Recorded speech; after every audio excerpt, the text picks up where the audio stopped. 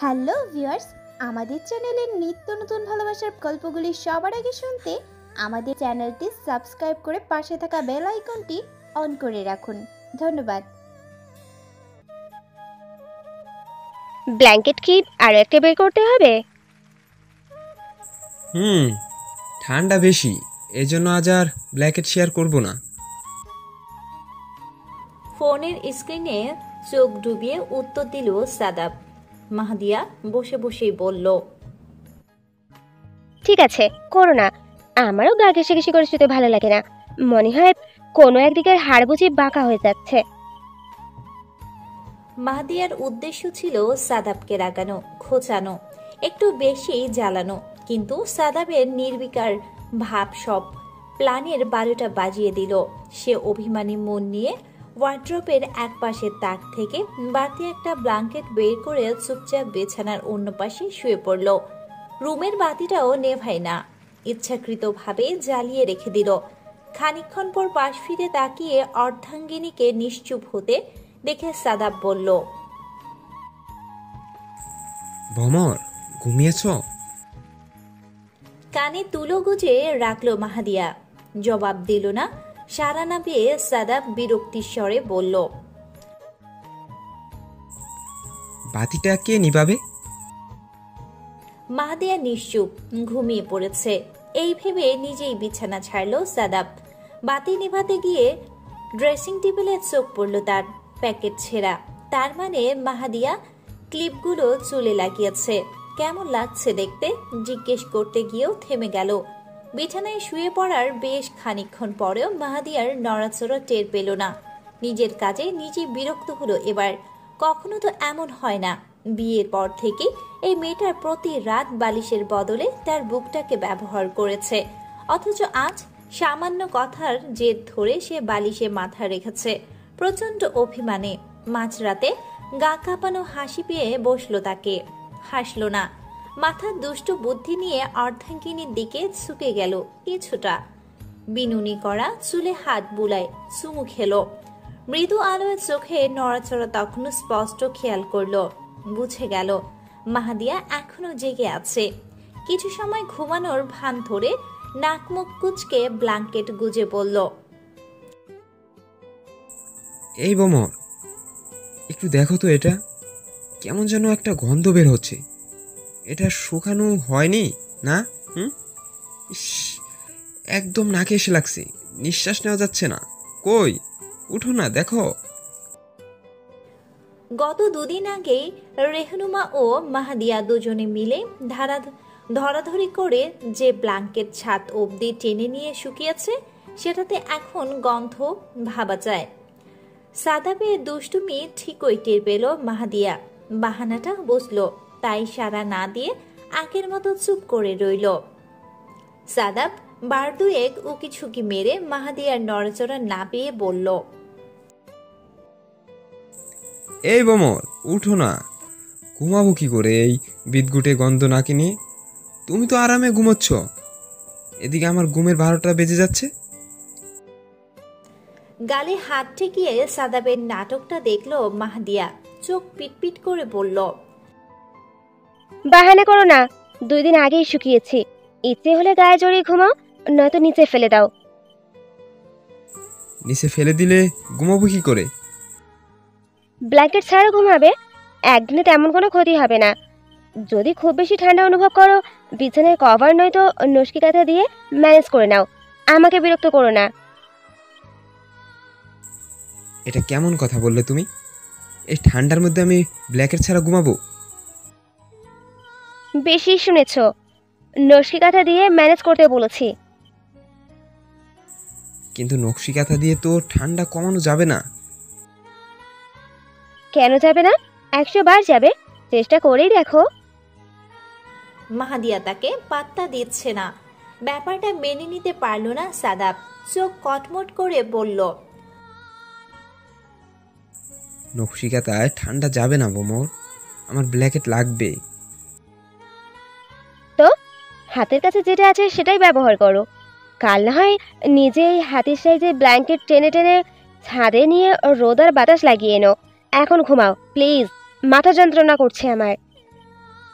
অসময়ে গোসল করাতে খানিকটা শরীর খারাপের উপস্থিতি টের পাচ্ছে মাহাদিয়া। এজন্য মাঝরাতে এখন আর ঝগড়া কিংবা মানহমানের দিকে যেতে চাইল না সে। চুপটি করে চোখ বন্ধ করে রইল। সাদাব ভেজা গাল ফুলালো, রাগ দেখিয়ে বলল, এটা কি ঠিক হলো? তুমি এত স্বার্থপর হলে কিভাবে? এখানে স্বার্থপর হওয়ার কি হলো?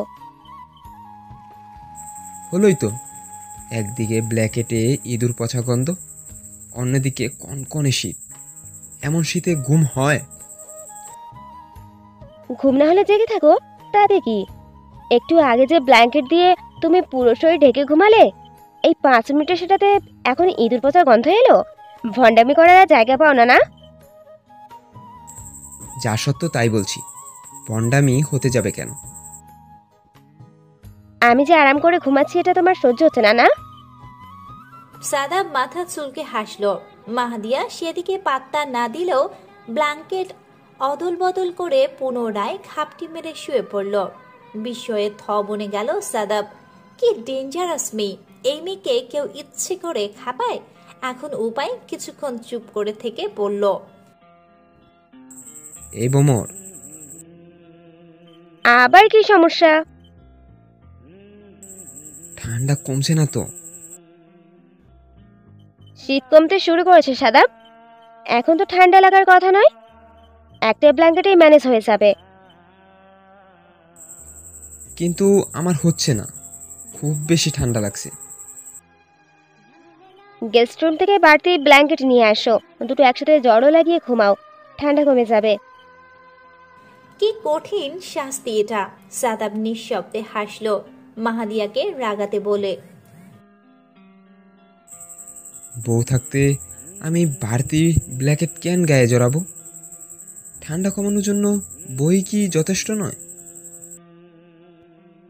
অবশ্যই নয়। তোমার বউয়ের গা ভর্তি এত পশম নেই যে তার শরীরে পশম দিয়ে তুমি শীত নিবারণ করবে। খুব বেশি ঠান্ডা লাগলে হিটার অন করে নাও, ঘুম এসে যাবে। মাঝরাতে তর্ক বিতর্কও করতে ভালো লাগে, তাও এমন হাড় কাঁপানো শীতে। ঘুম এসেছে, ঘুমাও, এই হচ্ছে সমাধান। কেউ বিরক্ত হলে হোক, তাতে আমার কি? আমি বাবু বউ ছাড়া ঘুমাতে পারবো না। আমার বউ হচ্ছে আমার ব্যক্তিগত সম্পদ, তাকে আমি ব্ল্যাকেটের নিচেও একা ছাড়বো না।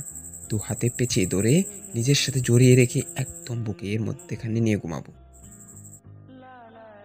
কথা শেষ হতে দেরি, কিন্তু অর্ধাঙ্গিনীকে জড়িয়ে ধরতে দেরি নেই। এমন কৌতূহলপূর্ণ কথা শুনে ব্ল্যাঙ্কেটের নিচে মুখ লুকিয়ে হাসল মাহাদিয়া। শেষমেশ ঘুঘু নিজের ফাঁদে নিজেই পা দিয়েছে। হাসতে গিয়েও ঠোঁটে হাসি টেনে আনতে পারল না বেচারি। এর মধ্যেই সমস্ত শরীরটা বাধা পড়ে গেল কঠিন আলিঙ্গনের কাছে। উপযোগী চুমুর বর্ষণ নামল ঘাড়ে। শক্ত হাতে সাদাবের হাতটা আঁকড়ে ধরল মাহাদিয়া। ফিসফিসিয়ে বলল, ঘুমাও। সাদাব শুনল না, ধরে বেঁধে মাহাদিয়াকে নিজের দিকে ফেরালো। অসংখ্য ছোট ছোট শব্দহীন চুমু ঝড় তুলল পুরো মুখশ্রী জুড়ে। মন্ত্রমুগ্ধের মতো উচ্চারণ করল, আমার বউ তুমি, আমার দুঃখ সুখের একমাত্র সাথী। আমার বউকে আমি যখন খুশি রাগাবো, বকবো, প্রয়োজনে একটু একটু ব্যথা দিব, কাঁদাবো, আবার আদর করে সব কষ্ট বলিয়ে দিব। তাতে আমার বউয়ের কি? আমি কি তার রাগ অভিমানের তোয়াক্কা করি? করো না? সব সময় না, তবে মাঝে মধ্যে করি। বউটা বেশিক্ষণ রাগ অভিমান জমিয়ে রাখুক, সেটা আমি চাই না। তাহলে রাগাও কেন? রাস্তা তো তুমিই দেখাও, তাই না? সম্পর্কে একটু একটু রাগ অভিমান আসা ভালো, এজন্যই রাগাই। এতে ভালোবাসার গভীরতা অনুভব করা যায়। কিন্তু কখনো এই রাগ অভিমানের মাত্রা বাড়িয়ে দেওয়া উচিত না। বাড়াবাড়ি কোনো কিছুই ভালো না, জানো তো? জানি। যা কিছু হয়ে যাক বোমর, কখনো শয্যা আলাদা করো না। শয্যা আলাদা হয়ে গেলে বিশ্বস্ত সম্পর্কে অদৃশ্য এক দেওয়াল চলে আসে। আমাদের সম্পর্কে আমি কোনো প্রকার অদৃশ্য দেওয়ালও ভাঙন আনতে চাই না বউ। আমাদের মধ্যে এমন কিচ্ছু হবে না। সাদাব হাসলো, সুখের হাসি, প্রাপ্তির হাসি। হাসতে হাসতেই মাহাদিয়ার কানের কাছে মুখ নামিয়ে বলল, তখনকার অসম্পূর্ণ কাজটা কি এখন সম্পূর্ণ করতে পারি? লজ্জায় গুটিয়ে গেল মাহাদিয়া, নিজেকে আড়াল করতে প্রস্তুত, বক্ষে মুখ লুকায়। সাদাব তাকে জড়িয়ে ধরে নিজের সঙ্গে মিশিয়ে নিল একদম নিঃশব্দে। এই সময়টাতে ভালোবাসার গল্প তুলে শব্দেরা আজ চঞ্চল হয়ে উঠল। চুপি চুপি খুনসুটি চলল। সম্পর্ক মজবুত করার এই একান্ত মুহূর্তে ইচ্ছেরা ডালপালা মিলে জানিয়ে গেল, বিশ্বস্ত মানুষের সাথে ঘর বাঁধতে সুখ আছে।